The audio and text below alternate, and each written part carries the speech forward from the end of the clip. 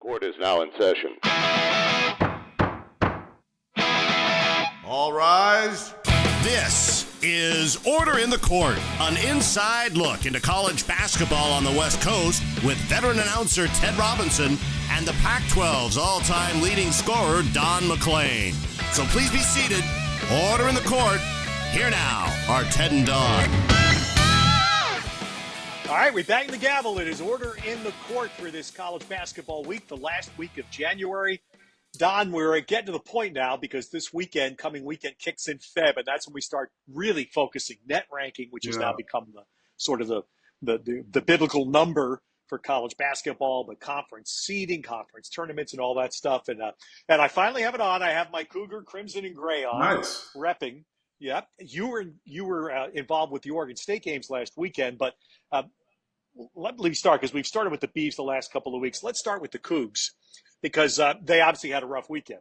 They got hammered at Santa Clara, and then a game that they probably felt they could win against St. Mary's, and St. Mary's just took it from down the stretch. And we've discussed, and I think those who follow the Cougs basketball understand the injury problems they've had. I think it really showed to me. This is something I learned in my years in baseball. You can miss a star player for a little while, and you can cover for a little while. But the longer it goes, the more that will be exposed. And I'm wondering if that's the Cedric Coward absence for Washington State, because defensively they really struggled this past weekend. Yeah, and I'm not sure if Coward makes him better defensively or not. He probably does. But I think what happens, Ted, is that they focus now on the guys who are playing. You know, they kind of get ready for Coward and certain players, and they game plan for that. So it's almost like the element of surprise a little bit with these guys like Cal Meese that are stepping up in bigger roles. And once you get enough game film, the other coaches kind of figure out, okay, this is what they're doing now.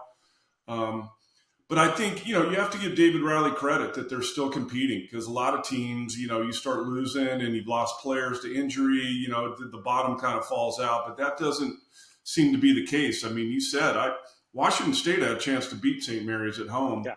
Didn't end up doing it. But the fact that, St. Mary's right now is the best team in the league and haven't lost, and the fact that they took him to the wire tells me that he's still got him playing and they're still competing. Yeah, and that's impressive because as we touched on last week, the two schools we're dealing with here in the Pac are dealing with the kind of the travel schedule they've not dealt with before, and that the weekends are split. Mm-hmm. So, and it works that way for both teams. But I'm just saying, so for Washington State, they get hammered Thursday night at Santa Clara, but they have to put it away, fly home, and turn around Saturday, late in the afternoon, and play St. Mary's. The Cougs play free. Their tempo is up. Their tempo, the KenPom.com site that most people use for the basic analytics of basketball, they're 40th in the country in tempo, the fast pace they play. And when they make shots, as they did for much of that game against St. Mary's, it really works. You know how many coaches I've come across this season, Ted, that say exactly that? If we make shots, we're good. So it's like, in the style of play, look, nobody plays exactly the same. But overall in college basketball, it's kind of 5-out, freedom, read and react. No shot's really a bad shot, but let's move it one side to the other, second side, third side, and get an open look. And so I think that's why coaches say that. I'm sure David Riley's the same in the sense that, look, we run good offense, and some nights we're making shots, and when we do, we're really good. And some nights we don't make shots, and we're probably not going to win. But I think that's kind of across the board in college basketball. So Washington State, look, their net's taken a hit with some of their losses. And as far as March Madness goes, they're staring a big uphill fight. They have some chances because they're going to play the Beavs. They only play the Beavs once. That was an interesting thing in the schedule. It's in Corvallis next week. But they do have Gonzaga at home in the rematch game, and they're at St. Mary's. Those are the games they're going to probably have to get 2 out of those 3 at least to try to boost their resume. Ted, if we're being honest, okay, and we speak truths around here, you and I, for years we have doing games. Yeah. It's going to be awfully difficult for anybody to get an at-large bid now, this deep into the conference season, other than Gonzaga and St. Mary's. You just cannot improve your net enough the rest of the way to be really considered for an at-large bid. But what JB Long and I talked a lot about this weekend, we did both Oregon State games, and we showed it at least 2 or 3 times, was the bracket for the WCC tournament and how much seeding matters. Like if you can get a 1 or 2 seed, you're automatically in the semifinals. Now you just got to win 2 to get the auto bid into the tournament. So even if you don't get 1 or 2, you get to 3 or 4. Now you only got to win 3 games. And so to me, if I'm Oregon State, Washington State, and they're in position for this, let's win enough to, at minimum, get a 3 or 4 seed in the WCC tournament. Now we only have to win 3 games to get that auto bid into the NCAA tournament. Yeah. And look, St. Mary's has a huge lead to get the 1 seed, or at least a top 2 seed. You're right. There's a scramble. Oregon State's very much in that mix for the 2 seed, but I think you're right. To me, it's even if they get into where they only have to play 3 games, but that gives them a chance to pad. If they can win 2, let's say, make it to the final. But to me, as we pivot to Oregon State, Don, where as we talk, we're talking the day of the second Oregon State-Gonzaga game. So by the time you all see this, that result will be known. We don't know it clearly. If Oregon State somehow can pull off a double, that's the kind of thing that would help boost the chance, as you said, that perhaps a third team. Now, it's not just beating Gonzaga again, but if they can finish strong. Yeah. But that second win, if you beat Gonzaga twice, I mean, St. Mary's has gone through this in the past. That's a huge lift for you. Yeah, the only thing I would say to that, Ted, again, if we're being honest, is when they beat Gonzaga the first time, their net only improved by 4 points. Yeah. And so, maybe it would be more because it's on the road. The last one was at home, so it would improve it more. But to me, and let's go back, speaking of Oregon State, to when they went to that Elite Eight. And people forget that they ran the table in the Pac-12 tournament. That was the COVID year. Remember, they were a 5 seed, but because Arizona wasn't in the tournament that year, they only had to win 3 games. So the formula is the same if they finish in the 3 or 4 seed in the WCC regular season to win 3 games and get in. And to me, the reason I'm saying all that is they were riding unbelievable momentum. And that's how a team that was a 5 seed in the Pac-12 gets to the Elite Eight. They got a couple good wins. They beat UCLA in the first round of the Pac-12 tournament. And then they just got hot and they started believing and they started playing even better. And that's how they got all the way to the Elite Eight. And I think this team is similar to that team in that they have a lot of box checked, a lot of things that they do well. And Wayne loves this team. You and I have covered that I wouldn't be surprised, even if they don't get an at-large bid, that they could win this WCC tournament and get in the NCAA tournament and make another run. So as you referenced, Don and JV Long called both Beaver games last weekend from Corvallis. And I want to ask you, because watching them as I did from a distance, one thing I noted, particularly Oregon State's win over Santa Clara on Saturday, which bluntly to me is a difference between the Beavs and the Cougs this year. The second half of that game, Oregon State has a lead. Now Santa Clara's making a push. And, okay, you expect that to come. Santa Clara's a good team. Herb Sendek, terrific coach. Oregon State defended. I mean, you could see it visibly. Oregon State's guys got up in Santa Clara's guys. They were aggressive. I'm not qualified to say they're all league defenders, but they put forth that defensive push. And to me, that's what I've noticed this year about the Beavers that's been missing. Well, what's interesting in actually doing their games, these are the first 2 Oregon State games I've done all year. And obviously I followed them. I've watched box scores. I've watched them on film. But until you do a game and really lock in on who they are and what they're doing, some things stood out to me, especially, as you said, in the second half of that Santa Clara game. Last couple of years, they probably don't win that game. Santa Clara gets the lead and just goes on and wins the game. There's a toughness to this Oregon State team, you can tell. It derives from their point guard, DeMarco Minor, and you were on him first, Ted. You were the first one that was saying how valuable this guy is, and it was clear, the veteran leadership, that he wasn't going to let this team lose that game, that they were winning pretty much the whole game. Santa Clara made a run, and then he just took over the game. And then Rataj with his production, a couple big threes in that second half, they pushed the lead back out for Oregon State. But so I think it's all that. I think you have a veteran leader point guard, which in this day and age of college basketball might be the most valuable thing you can have. A guy who's played a lot of games, that's older, that understands everything. Then you got a guy. And that, to me, Ted, was one of the biggest things. Rataj has assumed the role of being the guy. You and I have talked about that. He had to step up in that second half against Santa Clara. Santa Clara knew he was going to try and step up, And guess what? He still stepped up and scored a bunch of buckets and got him the win. But at the end of all that, role definition, it seems like everybody understands what they're supposed to be doing, but then a togetherness, a buy-in, and usually you see that on the defensive end, and you saw it in that Santa Clara game. How about Rataj? 21-7. That's what he's averaging in conference play. 29-30 points in the games that you covered last weekend. I mean, again, we talked the phrase alpha last weekend.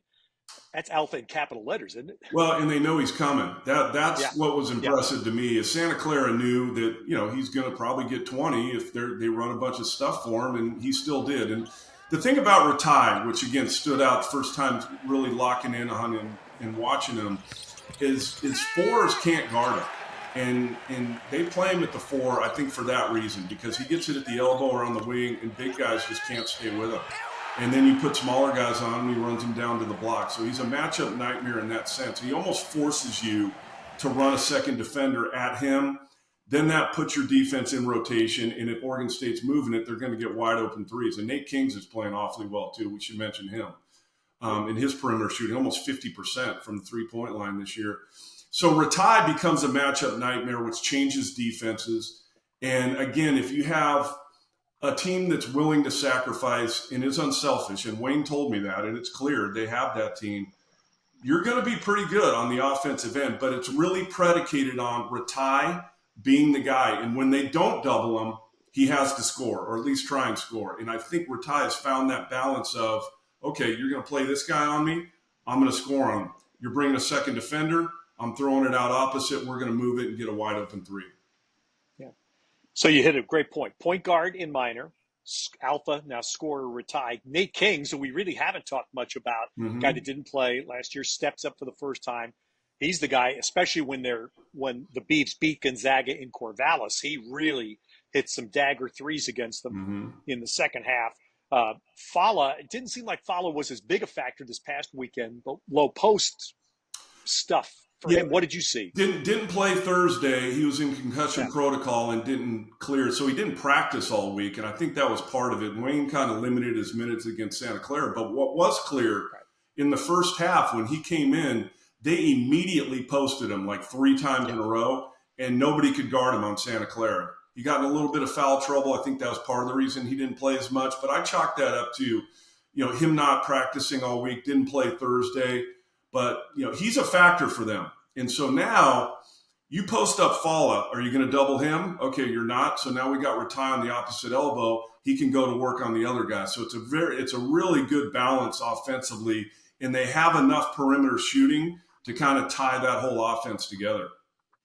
And when you look at it, again, I don't get too deep into the analytic numbers, but there's some basics. And what the KenPom site does is measure the points you score per 100 possessions. That just takes tempo out of it. So it's not average points per game. It's just points per 100 possessions. And conversely, points you allow per 100 possessions. Oregon State's offense this year is 45th best in the country. Yeah. 45th best. I would never have thought that before the year. Because they're not relying on one thing, Ted. And that's when you have a good – look, Oregon State doesn't play fast. They play in the half court. They want to. They want less possessions, and they feel like they can out-execute you. But they have everything that a good offense needs. We can throw it into Fala. If we got a mismatch there, we can give it Rataj in the post or at the elbow or on the wing if we like that matchup. But then we got enough guys that can make threes. So – it's like trying to cover up the hole in the dam. You plug one hole and then another one happens. And so I like Oregon State offensively. I really do. And again, I can say this 100 times because it was so clear. When you have a point guard that understands the game, understands who's guarding who, understands time and score, it just brings it all together. It really does. All right, so what do the Beavers have left? As you said, they're going to play Gonzaga for the second time. They'll be finished with them.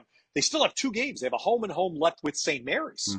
They have Washington State and USF at home. So their schedule down the stretch is a little easier than the one the Cougs face. And again, that seems to me, Don, at least paper, gives the Beavs a chance to reach those upper slots that you talked about for the tournament. Yeah, and again, keep building momentum, keep building confidence. I think I sense that this team has gotten more confident as the year's gone on, and I think it was hammered home with that win over Gonzaga. So just continue it. Continue to win the games you're supposed to win, and then you take your rip at St. Mary's 2 times. And look, St. Mary's is good, but they're not unbeatable. And I think if Oregon State is right and they're making perimeter shots, they got a good chance of knocking off St. Mary's. Do you think basketball will swing back at all? Do you sense in the next few years there'll be a pivot away from the obsession with three-point shooting into something that's more balanced?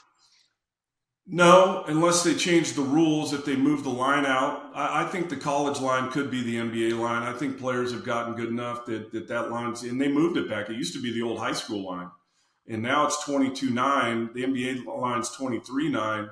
Why not just make the NBA line the same as the college line, or make the college line the NBA line and move the NBA line back another couple feet? But the problem with that, Ted, is now there's even more spacing. Now the floor is even more spread. You move that line out, now defenses, rotations are almost impossible.